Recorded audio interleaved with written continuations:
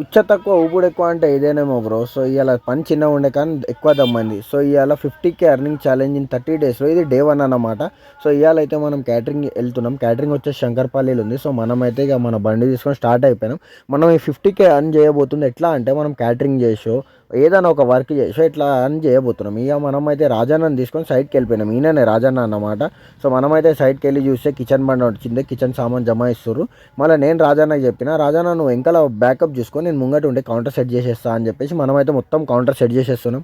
కడాయిలు గిడాయిలు అవి పెట్టేసి మనం కౌంటర్ సెట్ చేసేసి మళ్ళీ అది ఇది చేసి ప్లేట్లు ఎక్కించినాం, అది ఇది ఎక్కించినాం. మళ్ళీ రాహుల్ గాడు వచ్చిండు. రాహుల్ గాడిని చెప్పిన కొంచెం మంచిగా వీడియో తీరా అని చెప్తే ఆడు మొత్తం కౌంటర్ది వీడియో తీసేసాడు. మళ్ళీ ఈవినింగ్ టైంలో 7:30కి అట్లా ఫుడ్ వచ్చింది. మనం ఫుడ్ నింపేసాం.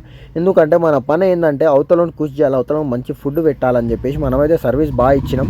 దాని తర్వాత ఇక మళ్ళీ ఒకసారి రౌండ్ కొట్టుకోరా మంచిగా వచ్చిందా లేదా కౌంటర్ అని చెప్పేసి మనం మళ్ళీ ఒక రౌండ్ కొట్టేసి వీడియో అయితే తీసేసిన.